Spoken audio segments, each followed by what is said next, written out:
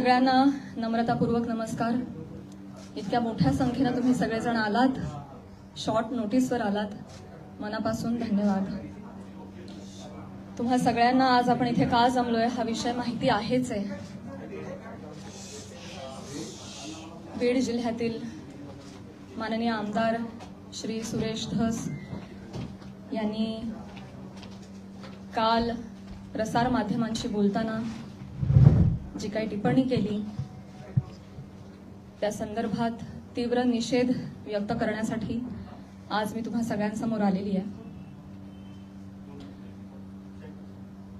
काल नाही तर गेले 1.5 महिन्यापासून हा सगळा प्रकार चालू आहे आणि गेले 1.5 महिने अत्यंत शांततेने मी या सगळ्याला सामोरी जाते, सगळ्या ट्रोलिंगला, सगळ्या निगेटिव्ह कमेंट्सना। आणि ही माझी शांतता, माझी मूकसंमती नाहीये। मी माझ्यासारख्या अनेक महिला, कलाकार या सगळ्यांचीही हतबलता आहे। हे शांत राहणं तुम्हा सगळ्यांमुळे कुठे ना कुठेतरी आमच्यावर बेतलेलं आहे। एक व्यक्ती आपल्या कुठल्या तरी रागाच्या भरात, उद्वेगाच्या भरात काहीतरी बरळून जाते, त्यानंतर त्या 2 वाक्यांचा मीडिया 1000 व्हिडिओ करतो, तेवढेच शब्द पकडतो, त्याच्यावर 1000 व्हिडिओज बनतात युट्यूब चॅनल्सवर।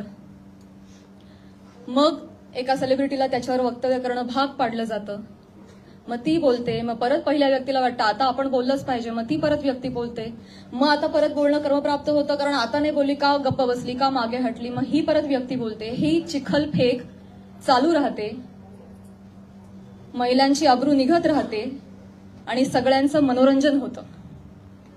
हे होऊ नये, सगळ्या समाज माध्यमांसमोर ही चिखलफेक होऊ नये म्हणून मी यात पडले नाही। मी शांत बसणं हा पर्याय स्वीकारला, या गटारात मी दगड टाकणं योग्य समजलं नाही। ऑल्सो मला असं वाटलं की हा विषय इतका खोटा आहे, ही गोष्ट इतकी धादांत खोटी आहे, त्याला काही बेस नाही। एका सांस्कृतिक कार्यक्रमामध्ये सत्कार स्वीकारताना काढला गेलेला एक फोटो, ती आमची एकमेव भेट, धन्यवाद, हा एकमेव संभाषण, एक शब्द, याच्यावरून एवढी आवई उठावी, त्याला मी का प्रत्युत्तर देऊ? जेव्हा त्या गोष्टीवर मी भाष्य करते, 10 लोकांपर्यंतची गोष्टी 1000 लोकांपर्यंत पोहोचतात। ती जर गोष्ट खोटीच असेल तर ती किती काळ टिकणार, त्या गोष्टीला आपण किती महत्व द्यायचं? म्हणून मी त्या गोष्टीकडे दुर्लक्ष केलं। शांत बसणं मी योग्य समजलं आणि याला भरपूर साथ होती ती मी ज्या व्यक्तींबरोबर काम करते, ज्या संचाबरोबर काम करते, माझं कुटुंब, माझा मित्रपरिवार, सगळे आप्तेष्ट, महाराष्ट्रातली जनता, प्रेक्षक ज्यांचं प्रेम आहे माझ्यावर, कोणीही माझ्यावर एका शब्दानेही कधी शंकेच्या दृष्टिकोनातून पाहिलं नाही, कधीही मला विचारलं देखील नाही। प्रत्येक जण भेटला त्यावेळी हे म्हणाला, प्राजक्ता योग्य करतेस, शांत राहा, धीरानं सामोरी जा। या अशा आवया उठतात आणि निघून जातात, सरपास होतात, तू शांत राहा, धीरानं सामोरी जा। ह्या सगळ्यांचा माझ्यावरचा विश्वास नाही, मी आधी पूर्ण करेन माझं सगळं। माईक मध्ये सर्व इको होतो, त्याच्यामुळे तुम्ही फक्त माईक तुम्ही बोला। Sorry for interrupt.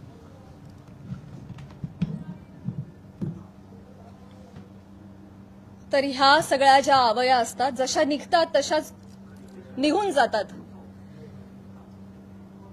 असं सगळं असल्यामुळे आणि या सगळ्यांचा पाठिंबा आणि माझ्यावरचा विश्वास इतका दांडगा होता, ही माझ्यासाठी अत्यंत जमेची बाजू होती।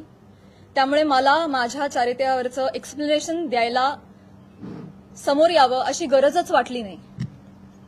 आज ही वेळ येतेय, ही अत्यंत नामुष्की आहे आणि ती वेळ आली आहे कारण एक लोकप्रतिनिधी याच्यावर टिप्पणी करतात।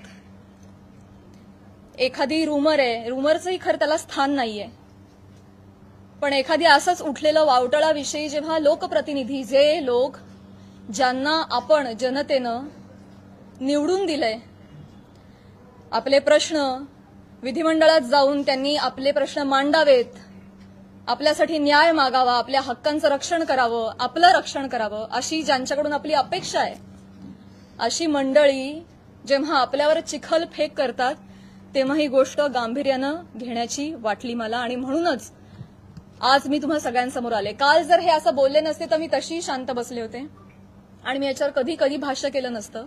पण काल त्यांनी ते वक्तव्य केल्यामुळे मला आज तुम्हा सगळ्यांसमोर यावं लागलं. कारण जेव्हा एक लोकप्रतिनिधी असतो जो हजारो लाखोंचं नेतृत्व करतो, लाखो जनता त्यांच्या विचारांना फॉलो करते, जेव्हा ते बोलतात तेव्हा त्यांची विचारधारा लाखोंची विचारधारा होते, ते त्या गोष्टींवर कुठेतरी ठसा उमटवतात आणि खरी आहे असं भासवतात, तेव्हा मात्र ही फार गंभीर बाब होऊन जाते. माझा एक बेसिक प्रश्न आहे सुरेश धस साहेबांना. तुम्ही एक राजकारणी आहात, आम्ही एक कलाकार आहोत. तुम्ही एका दुसऱ्या राजकारणावर कुठेतरी कुरघोडी करताय, टीका करताय. तुमचं जे काय चालू आहे लखलाभ तुम्ही ते करत राहा. या सगळ्यांमध्ये तुम्ही कलाकारांना का खेचता? आम्हा कलाकारांचा ह्याच्यामध्ये काय संबंध? काय बीडमध्ये काहीतरी कायदा सुव्यवस्थेचा काही प्रश्न निर्माण झालेला आहे, त्याच्यावर भाष्य करत असताना कलाकारांवर गाडी का घसरते? बर, ते इव्हेंट मॅनेजमेंट विषयी काहीतरी सांगत होते की यांच्याकडून शिकावं इव्हेंट मॅनेजमेंट. मान्य. पण मग महिला कलाकारांचीच का नावं येतात? का परळीला कधीच कोणी पुरुष कलाकार गेला नाही का कार्यक्रमाला? त्यांची नावं का नाही येत? इव्हेंटमेंटचं तुम्हाला जर एक उदाहरण द्यायचं आहे तर पुरुष कलाकारांची नावं घ्या ना. महिलांची नावं घेऊन अतिशय कष्टानं ज्या महिला अतिशय छोट्या फॅमिलीमधून येऊन संघर्षमय आयुष्य जगत मोठ्या होतात आणि आपलं एक नाव कमवतात, त्यांची प्रतिमा ते असं बोलून डागाळतात. हे कितपत योग्य आहे? तुम्हाला उदाहरण द्यायचे, तुम्ही पुरुष कलाकारांची नावं द्या. पण त्यांनी तसं केलं नाही. त्यांनी त्यांच्या वैयक्तिक स्वार्थासाठी फिल्म इंडस्ट्रीमध्ये काम करणाऱ्या महिलांची नावं घेतली, त्याचा वापर केला, गैरवापर केला. त्यांनी स्वतःचा टीआरपी वाढवण्यासाठी महिलांची नावं घेतली, अतिशय कुत्सितपणे टिप्पणी केली, अतिशय कुत्सितपणे. एक कलाकार म्हणून वेगवेगळ्या शहरांमध्ये जाणं, प्रेक्षकांचं मनोरंजन करणं हे कलाकारांचं काम आहे. आणि फक्त परळी नाही, महाराष्ट्राच्या कानाकोपऱ्यात जाऊन मी याही आधी कार्यक्रम केलेले आणि यापुढेही करत राहणार, आणि सगळेच कलाकार करतात. याआधीही हजारो नेत्यांबरोबर, प्रतिथयश क्षेत्रातल्या सगळ्या मान्यवरांबरोबर फोटो आहेत. मग तो फोटोचा रेफरन्स उचलून तुम्ही कोणाही बरोबर असं नाव जोडून टाकणार का? हे एक महिला म्हणून, महिला कलाकार म्हणून मला अतिशय ही बाब निंदनीय वाटते. महाराष्ट्रातल्या राजकारण्यांना हे कृत्य शोभत नाही. बरं, ते जे बोललेत ते इतकं कुत्सित आहे. अच्छा, त्या पण येतात का परळीला? अच्छा. कोणाला जर नवा चित्रपट वगैरे करायचा असेल तर परळी पॅटर्न अवलंबावा. त्यांचा जे काय जवळचा पत्ता वगैरे काय म्हणायचंय काय तुम्हाला? तुम्ही फक्त महिला कलाकारांच्या चारित्र्यावर शिंतोडे नाही उडवत आहात, महिलांच्या कर्तृत्वावर सुद्धा तुम्ही प्रश्नचिन्ह उपस्थित करताय. का? कुठल्याही पुरुषाच्या किंवा राजकारण्याच्या कुबड्यांशिवाय एखादी महिला स्वकर्तृत्वावर यशस्वी होऊ शकत नाही का? कष्टांनी आणि मेहनतीनं एखादा माणूस मोठा होतो, याच्यावर तुमचा विश्वास का नाही बसत? ही अशी टिप्पणी करून तुम्ही माझी नाही, आम्हा महिलांची नाही, स्वतःची मानसिकता दाखवताय असं मला वाटतं. आणि ही अतिशय खेदजनक बाब आहे. मला पाणी आणि टिश्यू द्या.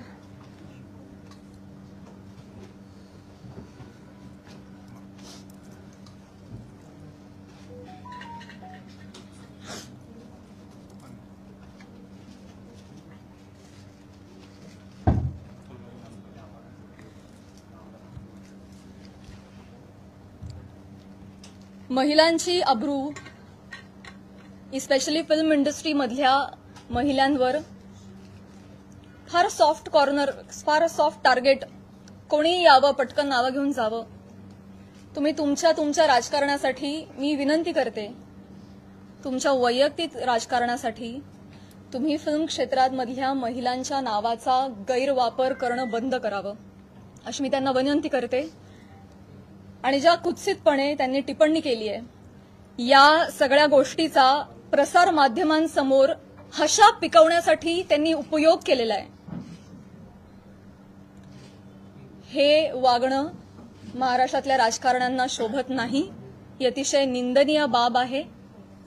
आणि म्हणूनच ज्या कुत्सितपणे त्यांनी टिप्पणी केली आहे आणि हशा पिकवलाय प्रसार माध्यमांसमोर कसं बोलावं काय बोलावं याचं ज्यांना भान नाहीये त्यांना मी विनंती करते की त्यांनी तितक्याच विनम्रतेनं माझी जाहीर माफी मागावी. आणि फक्त माझीच नाही माझ्याबरोबर अनेक महिलांचा त्यांनी चुकीचं नाव घेऊन उल्लेख केलेला आहे. आणि या गोष्टीचा एक उपयोग करून मी सगळ्यांना त्यांना हेही सांगू इच्छिते की अशा पद्धतीनं कुठल्याही राजकीय गोष्टीसाठी फिल्म इंडस्ट्रीमधल्या महिलांच्या नावाचा गैरउपयोग होता कामा नये. पुढे जाऊन मी हेही सांगू इच्छिते मी आज महिला आयोगाकडे तक्रार केलेली आहे. फोन सायलेंट करा. महिला आयोगाकडे दुपारी तक्रार नोंदवलेली आहे. मी त्यांनाही रिक्वेस्ट केलेली आहे की कायद्याच्या चौकटीत राहून तुम्ही याच्यावर योग्य ती कारवाई करावी. मी देखील कायदेशीर कारवाई करत राहीन. याचबरोबर माननीय मुख्यमंत्री साहेब उपमुख्यमंत्री साहेब यांना देखील मी विनंती करते काय या दोन व्यक्ती दोन वाक्य बोलून गेल्या पण प्रसार माध्यमं तेवढीच दोन वाक्य घेऊन त्याचे 1000 व्हिडिओ बनवतात. इतके वाईट मथळे देतात हेडलाईन्स देतात. समोरच्या माणसाच्या आयुष्यात तुमच्या या मथळ्यांमुळे एक वादळ येऊ शकतं. त्यांच्या करिअरवर परिणाम होऊ शकतो. त्यांची प्रतिमा डागाळली जाऊ शकते. त्यांचं करिअर बर्बाद होऊ शकतं. ते डिप्रेस होऊ शकतात. ते आत्महत्या करू शकतात. तुम्हाला काळजी वाटत नाही या गोष्टीची? आपण आपला टीआरपी वाढवण्यासाठी आपण आपला एक सेट टार्गेट अचीव्ह करण्यासाठी कुठल्या थराला जाऊन बातमी करतो त्याचं किती वेगवेगळ्या पद्धतीनं आता फॉर एन एक्झाम्पल कालच मी बातमी वाचली आणि ती इतकी हर्टफुल होती. बीडमधील हत्या प्रकरणात आता प्राजक्ता माळींचंही नाव जोडलं जातंय. काय संबंध काय दोन गोष्टींचा? आपण काय हेडलाईन्स करतो त्याचा समोरच्या माणसावर. ही माझी आई रात्रभर झोपली नाही 1.5 महिना. मला वाटत नाही तिला शांत झोप लागली असेल. एक कमेंट नाही जी यांनी वाचली नाही. हा माझा भाऊ यांनी सोशल मीडिया बंद करून टाकला. सगळे अकाउंट्स डिलीट केले. आज हा प्रसंग फक्त माझ्याशी निगडीत राहिलेला नाहीये. हा माझ्या कुटुंबावर त्याचा परिणाम होतोय आणि अत्यंत वाईट परिणाम होतोय.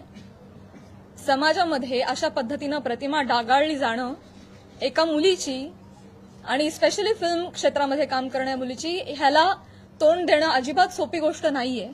तुम्ही सगळेजण हे समजू शकता. तर तुम्हा सगळ्यांना ही विनंती आणि माननीय मुख्यमंत्री साहेबांना ही विनंती की त्यांनी याबाबत काहीतरी ठोस कारवाई करावी. बेसलेस पुरावा कुठलाही असल्याशिवाय कोणीही बातमी करू नये अशा पद्धतीचे त्यांनी आदेश द्यावेत. या निमित्तानं मी करुणाताईंना सुद्धा विनंती करू इच्छिते आणि हे सांगू इच्छिते की तुम्ही स्वतः एक महिला आहात. तुम्हाला महिलांना होणारा त्रास तुम्ही समजू शकता. या पुरुष प्रधान संस्कृतीमध्ये जर महिलाच महिलांच्या पाठीशी उभ्या नाही राहिल्या आणि चिखलफेक करत राहिल्या तर कसं होणार? मी सांगू इच्छिते की तुम्हाला जी माझ्या बद्दलची माहिती मिळाली आहे ती अत्यंत चुकीची आहे. तुमच्या माहितीचा जो स्रोत आहे तो चुकीचा आहे करुणाताई. आणि आय एम शुअर की इथून पुढे तुम्ही कुठल्याही गोष्टीची खातरजमा केल्याशिवाय शहानिशा केल्याशिवाय तुम्ही असं वक्तव्य करणार नाही आणि महिलांच्या बाबतीत तुम्ही देखील संवेदनशील राहाल अशी मी खात्री बाळगते आणि ही मी तुम्हाला विनंती करते. आणि मुख्यमंत्री साहेबांना ही विनंती करते की एका कार्यक्रमातला एका मंत्र्याबरोबरचा एक फोटो याच्यामुळे इतकं वादंग उठावं आणि इतकी आवई उठावी आणि त्याच्यावर हजारो न्यूज पोर्टल्सनी युट्यूब चॅनल्सनी ह्याच्या न्यूज बनवाव्यात आणि वाटेल तसे ते लाईक्स आणि सबस्क्रिप्शन वाढवत राहावेत. त्यांना भीती नाहीये की याच्यावर कोणीही काहीतरी ऍक्शन घेईल म्हणून ते हे करतायत. म्हणून अशा पद्धतीनं महिला कलाकारांची अब्रू वेशीला टांगली जाते. तर याबाबत काहीतरी कडक कारवाई त्यांनी केली पाहिजे. आणि असं जर होत राहिलं, आता 1000 कार्यक्रमामध्ये 1000 माणसांबरोबर नावं जोडली गेली, तर मला सांगा इथून पुढे कलाकार सुद्धा कुठल्याही राजकीय नेत्यांनी आयोजित केलेल्या कुठल्याही सांस्कृतिक कार्यक्रमाला जातील का हो? ते सुद्धा धजावणार नाहीत. पुढची भविष्यातली मंडळी सुद्धा विचार करतील, अरे कलाक्षेत्रात पाठवायला नको पोरांना, ते काय बरं नाही. आमचं कलाक्षेत्र बदनाम नाहीये, ही सगळी मंडळी त्याला बदनाम करतात. आम्ही मनोरंजन करण्याचं काम करतो, तुम्ही आमची नावं मनोरंजनासाठी वापरता, स्वार्थासाठी वापरता, स्वतःचा टीआरपी वाढवण्यासाठी वापरता. हे अत्यंत चुकीचं आहे. आणि स्पेशली महिलांची नावं पटकन कशी तोंडावर येतात, पुरुषांची नावं का येत नाहीत, यासाठी एक टूल बनवलं जातंय महिला कलाकारांना. ह्याबद्दल मला खेद वाटतो. आणि मी पुन्हा एकदा सांगेन की मुख्यमंत्र्यांना विनंती की तुम्ही याबाबत ठोस कारवाई करावी, आदेश द्यावेत. सुरेश धसांना मी विनंती केलेलीच आहे की त्यांनी जाहीर माफी मागावी. आणि या निमित्तानं मी प्रसार माध्यमांना सुद्धा विनंती करेन, मी पुन्हा पुन्हा तेच बोलतेय, अनेक युट्यूब चॅनल्स, माझी सोशल मीडियाची टीम लीगल नोटीस पाठवून थकली. एक युट्यूबचा व्हिडिओ डाऊन होतो तर 3 रोज नव्याने उभे राहत होते. तर एखाद्या गोष्टीचा एक संदर्भ घेऊन तुम्ही वाटेल ते मथळे देऊन जे न्यूज करता, तुम्ही सुद्धा कुठेतरी या बाबतीत स्पेशली महिलांच्या चारित्र्यासंबंधात असलेल्या गोष्टींवर तुम्ही तरी संवेदनशीलता दाखवणार आहात की नाही? टीआरपीसाठी, तुमचं टार्गेट कंप्लीट करण्यासाठी किती खालच्या थराला जाऊन तुम्ही बातम्या करता, हे योग्य आहे का? असे मला तुम्हालाही प्रश्न विचारायचे आहेत. आणि तुम्हालाही विनंती करायची की आपण सुद्धा एक सभ्यतेची पातळी सोडली नाही पाहिजे. आपण महाराष्ट्रात राहतो, महाराष्ट्र अतिशय सुज्ञ मंडळींचा प्रदेश आहे. आणि तुम्ही कोणीही अशा पद्धतीनं, मुळात आदेश आले पाहिजेत, त्याच्यावर ठोस कारवाई झाली पाहिजे. आणि आपण एक माणूस म्हणून सुद्धा, एक मराठी माणूस म्हणून सुद्धा आपण सुद्धा आपल्याला काहीतरी नियम घालून घेतले पाहिजेत असं मला वाटतं. मी माझं पूर्ण करते भाऊ. या निमित्तानं महाराष्ट्रातल्या जनतेला सुद्धा मला म्हणायचं आहे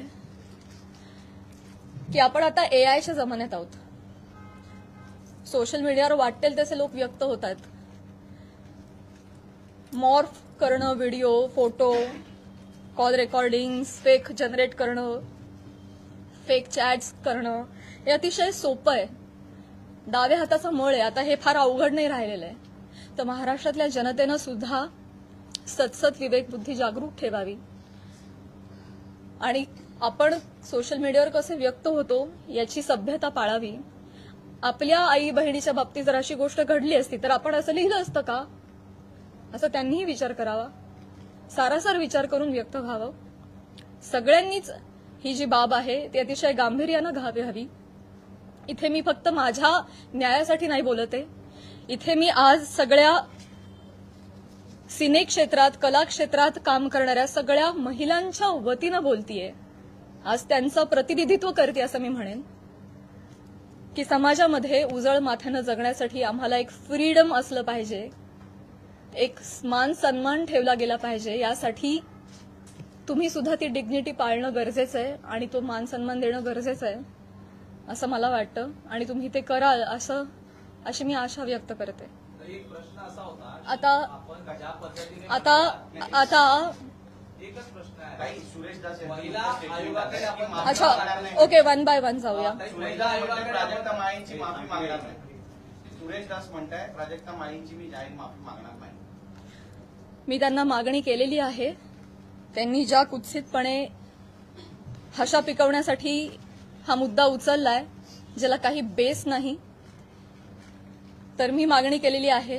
आणि मला खात्री आहे की माननीय मुख्यमंत्री साहेब, माननीय उपमुख्यमंत्री साहेब, महिला आयोग याच्यावर कठोर कारवाई करतील आणि योग्य ती गोष्ट घडवून आणतील. महिला आयोगाकडे आपण तक्रार दाखल केलेली आहे. आपण कायदेशीर पाऊल म्हणजे पोलीस स्टेशनमध्ये जाऊन धस यांच्या विरोधात काही तक्रार दाखल करणार आहात का? ज्या पद्धतीने आता ते म्हणतायत की आम्ही माफी मागणार नाही म्हणून, तर आपण कायदेशीर पाऊल नेमकं काय उचलणार आहात? महिला आयोगाकडे तक्रार दिलेली आहे. आज किंवा उद्या मुख्यमंत्री साहेबांची भेट मला मिळणार आहे. त्यांना समक्ष जाऊन मी पत्र देणार आहे. उपमुख्यमंत्री साहेबांना जाऊन भेटणार आहे. त्यांना देखील समक्ष जाऊन पत्र देणार आहे, निवेदन करणार आहे. आणि जर गोष्ट काही घडली नाही आणि ही देखील महिला म्हणून हलक्यात घेतली तर डेफिनेटली माझ्या वकिलांमार्फत मी योग्य ती कारवाई करेन आणि माझ्या एकटीच्या न्यायासाठी नाही, मी समस्त कला क्षेत्रात काम करणाऱ्या महिलांच्या वतीनं पाऊल उचलेन. भाजपचे आमदार आहेत आणि मुख्यमंत्री गृहमंत्री कारवाई करतील असं वाटतं. आता तुम्हाला एक चान्स दिला ना, बाकीच्यांना पण चान्स. या प्रकरणाची सुरुवात तुम्ही उल्लेख देखील केला करुणा मुंडे यांच्या व्हिडिओपासून झाली होती, तर तुम्ही सुरेश धस यांच्यावरती कारवाई करावी अशी मागणी करताय. करुणा मुंडे यांची तक्रार तुम्ही महिला आयोगाकडे केली का किंवा करणार आहात का? मी ऑलरेडी त्यांना देखील नोटीस पाठवली आहे, करुणाताईंना तेव्हाच पाठवली आणि त्यानंतर त्यांनी काही वक्तव्य केलं नाही, त्या शांत बसल्या. त्यामुळे मी पुढे काही त्यांच्यावर कारवाई केली नाही. डेफिनेटली आहे. मराठी चित्रपटसृष्टी सगळे कलाकार खंबीरपणे माझ्या पाठीशी आहेत आणि मी सगळ्यांचं नेतृत्व करेन. सुरेश धस यांनी ही पत्रकार परिषद चालू आहे त्याच्यानंतर त्यांनी प्रतिक्रिया दिली की हे संतोष देशमुख प्रकरण दुसरीकडे नेण्यासाठी म्हणून तुम्ही ही पत्रकार परिषद. मला हेच सांगायचं आहे तुम्हाला सगळ्यांना, हेच सांगण्यासाठी आज मी आली आहे की तुमच्या राजकीय हेतूसाठी तुम्ही कला क्षेत्रातल्या कलाकारांची नावं का जोडताय? कलाकारांचा आणि राजकारणाचा काही एक संबंध नाहीये. तुम्ही जर कालच्या त्या भाषणामध्ये आमचं नाव घेतलं नसतं तर आज मी तुमच्यासमोर इथे नसते. मी आज माझ्या ज्योतिर्लिंग यात्राला असते. त्यांनी नाव घेतल्यामुळे आज मला इथे बसावं लागतंय. त्यांनी सुरू केली ही गोष्ट. त्यामुळे तुम्ही असा अर्थ जोडू नका, ही तुम्हालाही विनंती. आणि मुळात राजकारणाचा आणि कलाकारांचा काही संबंध नाही. तुम्ही तो ओढून आणू नका. स्पेशली महिला कलाकारांना तुम्ही इथे त्यांच्या प्रतिमा डागाळू नका. येस, हो, इथे मुलगी बोलतीये. या सगळ्या चिखलफेकमुळे कुठेतरी कलाकार कोणत्याही गोष्टीवर भूमिका घेताना म्हणजे काचकूच करतात असं वाटतं का? भीती वाटते ना, कारण प्रसार माध्यमं त्याला चुकीची प्रसिद्धी देतात. मग यामुळेच पुढे कधी म्हणूनच मुख्यमंत्र्यांना मी विनंती करणार आहे की जर कुठलाही पुरावा नसेल तर प्रसार माध्यमांनी स्पेशली युट्यूब चॅनल्सनी जर अशा काही बातम्या केल्या तर त्यांच्यावर कठोर कारवाई करावी. इनफॅक्ट तशा पद्धतीचे निर्देश त्यांनी आत्ताच जारी करावेत. सुरेश धसांनी फक्त माफी मागावी एवढंच तुमची मागणी आहे की कारण जरी त्यांनी माफी मागितली तरी त्यांच्यावर कारवाई करण्यात यावी अशी? मला आहे ना प्रॉब्लेम एक दोन व्यक्तींनी बोलण्याचा नाहीये, या मला प्रवृत्तीचा त्रास आहे. हा प्रघात पडता कामा नाहीये की कोणीतरी काहीतरी फार कष्टाने नाव कमवतो, कोणीतरी एक काहीतरी येऊन बोलून जातं आणि अख्खी इमेज डागाळते. स्पेशली महिलांच्या बाबतीत मी पुन्हा तेच म्हणेन की नाव घेताना त्यांनी 3 महिलांचं का नाव घेतलं? पुरुष कलाकार गेलेच नाहीत का हो परळीला कधी कार्यक्रमाला? मी जेव्हा गेले होते कार्यक्रमाला तेव्हा माझ्याबरोबर सुद्धा प्रसाद खांडेकर, गौरव मोरे ही मंडळी होती. अमीर हडकर, आमचे सगळे कलाकार होते. त्यांची नाही नावं आली. त्यामुळे स्त्री कलाकारांना याच्यामध्ये गोवू नये. राजकारण्यांनी स्वतःच्या स्वार्थापायी टीआरपी त्यांच्या अशा पद्धतीनं वाढवू नये आणि गैरवापर करू नये. हिंदी असो किंवा मराठी सिनेमा, राजकीय नेते मुख्यतः कलाकारांना टार्गेट करतात.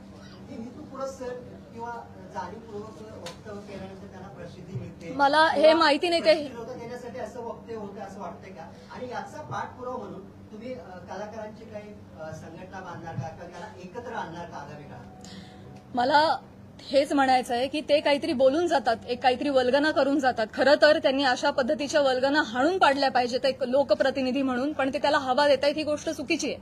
पण त्यांना जेव्हा कळेल पुढे जाऊन की त्यांच्या एका वक्तव्याचे 1000 वेगळ्या पोर्टल्सनी 1000 न्यूज केल्यात हे त्यांना कळल्यानंतर खरं तर तेही करणार नाहीत, करुणाताईही बोलणार नाहीत. पण त्यांना ही पुढे गोष्ट एवढी मोठी घडतीये ह्याची त्यांना कल्पना नसावी कदाचित. मला जेवढे त्या 2 व्यक्ती बोलल्या याचा त्रास आहे तेवढाच त्रास मला प्रसार माध्यमांनी केलेल्या फेक न्यूजचा देखील आहे. सो डेफिनेटली याच्यावर कारवाई व्हावी असं मला वाटतं. या विषयांवर बोलणं टाळतात, सोडून देतात. त्याच्यामुळे तुम्हाला वाटतं का की त्यांना बोलायला वेळ मिळतो किंवा तो चेष्टा मस्करीचा विषय होतो? करुणा मुंडेंनी जेव्हा तुमच्यावर टीका केली तेव्हा जर तुम्ही उत्तर दिलं असतं किंवा पुन्हा एकदा तुमचं नाव अशा प्रकारे घेतलं गेलं नसतं असं वाटतं? पुन्हा एकदा मी तेच म्हणेन, पुन्हा एकदा मला तेच म्हणायचंय का कलाकार पुढे येत नाही. मी पहिलं वाक्य म्हणाले की या सगळ्यामध्ये आमची हतबलता आहे गप्प राहण्यामध्ये. का? कारण समाज माध्यमांमध्ये ही चिखलपेक चालू राहते. विषय एवढा असतो कुठेतरी वेगळीकडे जाऊन पोचतो. आज तुम्हाला काय वाटतंय हे चालू राहतं. त्यामुळे कलाकार शक्यतो यामध्ये पडत नाहीत. आणि बरीच मंडळी, मी फक्त कलाक्षेत्र म्हणत नाही, बऱ्याच क्षेत्रांमधली मंडळी गप्प राहणं हा पर्याय निवडतात. कारण हे असं जाहीरपणे चिखलफेक होत राहते. म्हणूनच या संदर्भात जर काहीतरी रूल्स अँड रेग्युलेशन्स आले, कठोर नियम आले की जर या गोष्टीमध्ये तथ्य सापडलं नाही, जर कुठला पुरावा सापडला नाही तर त्यांच्यावर कायदेशीर कारवाई होईल त्या न्यूज पोर्टलवर किंवा युट्यूब चॅनलवर. असा जर आपल्याकडे नियम आला ना तेव्हा जाऊन हे बंद होणार आहे. तर असा नियम काढावा हीच विनंती आहे माझी मुख्यमंत्री साहेबांना. पण तुम्हाला जाणीवपूर्वक टार्गेट केलं जात आहे. नाही असं काही नसतं. त्यांनी माफी नाही मागितली तर पुढची भूमिका काय असेल? मला हा नियम आणायचा आहे. मला या निमित्तानं प्रसार माध्यमांमध्ये जे काही न्यूज होतात त्याला पुराव्यांची जोड नसेल तर तुम्ही ते करू नका, केलं नाही पाहिजे. ते खोटं आढळल्यास कायदेशीर कारवाई होईल अशा पद्धतीचा नियम आला पाहिजे. हे माझं खरं उद्दिष्ट झालंय. आता ते म्हणाले की मुंबईत जाऊन मी बोलणार आहे प्राजक्ता माळीसोबत. स्वागत आहे.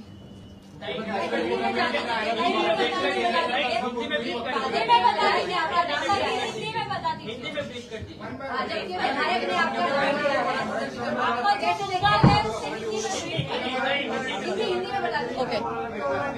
एका पत्रकाराला एकच देते. एका पत्रकाराला 4 वेळा संधी नाही मिळू शकणार.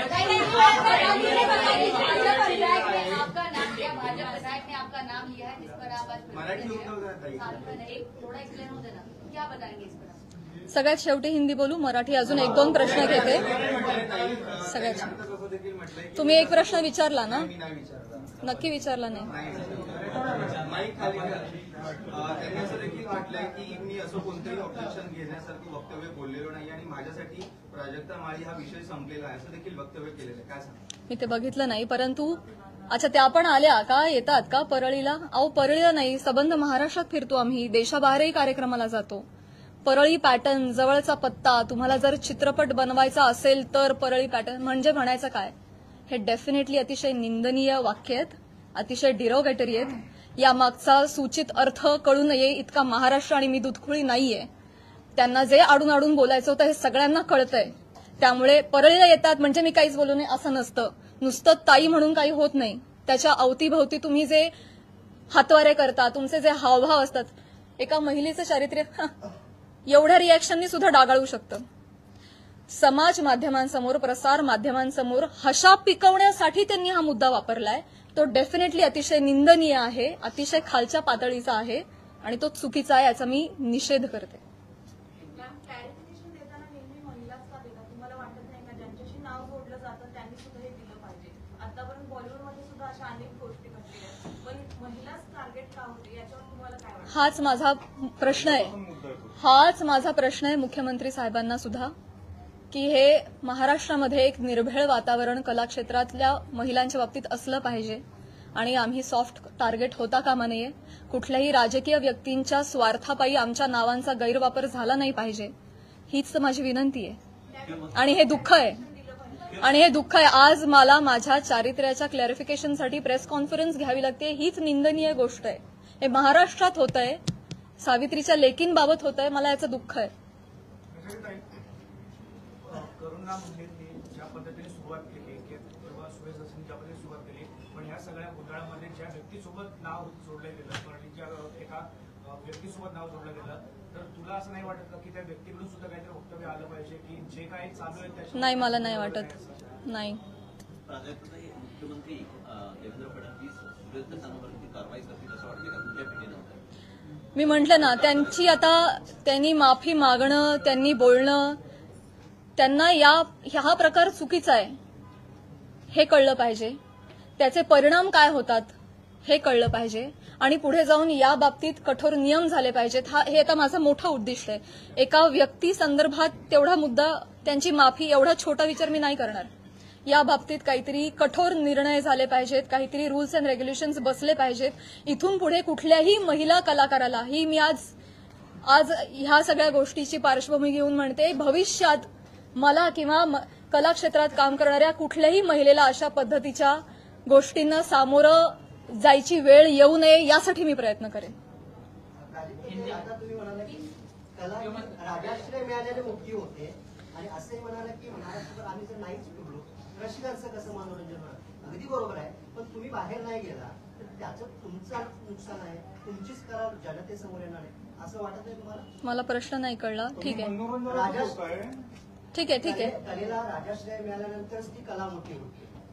महाराष्ट्रभर फिरताय, राजकारणाचे कार्यक्रम अटेंड करता असं तुम्ही म्हणताय. आता तुम्ही जर नाही गेला तर त्याच्यामुळे तुमचं परिणाम होणार आहे, तुमचं नुकसान होणार आहे असं वाटत नाही तुम्हाला? डेफिनेटली मुळात वेगवेगळ्या शहरांमध्ये जाऊन वेगवेगळ्या ठिकाणी जाऊन प्रेक्षकांचं मनोरंजन करणं हेच तर कलाकारांचं काम आहे, कर्तव्य आहे. निखळ मनोरंजनासाठी तर कलाकार प्रेक्षकांशी संवाद साधण्यासाठी वेगवेगळ्या ठिकाणी जातात आणि गेलंच पाहिजे. ते आमचं उपजीविकेचं साधन पण आहे आणि आमच्या स्वातंत्र्यावर अशी गदा नाही येऊ शकत ना.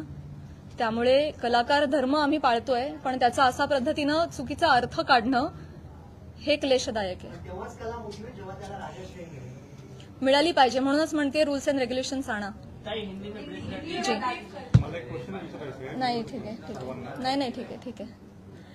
मैं यही कहना चाहूंगी कि आज जो भी यहाँ पे हुआ, सुरेश धस जी ने जो भी बोला है वो काफी निंदनीय है ही. उसके खिलाफ हम काम करेंगे डेफिनेटली. महिला आयोग भी करेंगे, माननीय मुख्यमंत्री जी भी करेंगे. सबसे मैं निवेदन करूंगी, लीगल एक्शन भी लिए जाएंगे.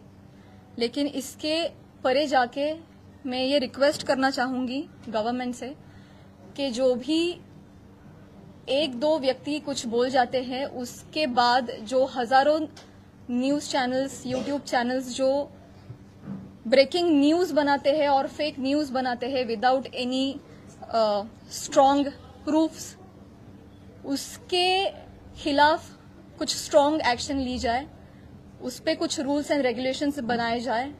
तब जाके ये सही मामले में एक व्यक्ति किसी को सॉरी बोल देता है और मामला खत्म हो जाता है. इतना छोटा ये नहीं होना चाहिए. इसके परे जाके हमारी गवर्नमेंट ने महिलाओं के हित के लिए उनके अगेंस्ट जो ये फेक न्यूज बनती है उसके खिलाफ उन्होंने कठोर रूल्स एंड रेगुलेशंस बनाने चाहिए. ये मेरी उनसे रिक्वेस्ट है. आपकी इस मामले में सीएम और डीसीएम किसी से बात हुई है? जी, आज सुबह मैंने उनका टाइम लेने के लिए फोन किया था और हमारी बात भी हुई.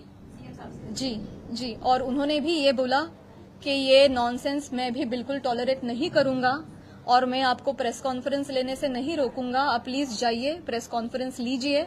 मैंने ऑलरेडी धस जी से बात की है और ये नॉनसेंस हम कोई भी टॉलरेट नहीं करेगा और मैं आमने सामने जाके भी उनसे ये बात करूंगी. कार्रवाई करने का उन्होंने कोई आश्वासन दिया है सीएम? मैं बोलूंगी कि कार्रवाई क्या होता है. एक व्यक्ति सॉरी बोल के निकल गया, इतना छोटा ये नहीं होना चाहिए. ये आगे जाके हो ही नहीं, इसलिए कुछ कार्रवाई होनी चाहिए. आपने महिला आयोग में भी शिकायत की. जी. शिकायत में आपने क्या मांग की? इस पे कार्रवाई होनी चाहिए और इस पे रूल्स एंड रेगुलेशंस बिठाने चाहिए, यही लिखा है. क्या सोशल मीडिया पे आपको बहुत परेशान किया जा रहा है, उस पर भी आपने बात की? मैंने ये बोला अभी, महाराष्ट्र के सारे जनता को मैंने अपील किया है कि हम भी एक डिग्निटी मेंटेन करें. क्या लगता है प्राजक्ता जी, आपको क्यों टारगेट किया जा रहा है? कुछ टारगेट नहीं किया जा रहा. ठीक है, सुरेश दत्त कह रहे हैं कि वो माफी नहीं मांगेंगे, इस पर आपको क्या कहना है? मैंने बोला, सिर्फ माफी की मैंने बोला. जय हिंद, जय महाराष्ट्र. आजचा महाराष्ट्र न्यूज चॅनलला लाईक करा, शेअर करा, सबस्क्राईब करा आणि हो, बेल आयकॉन दाबायला विसरू नका.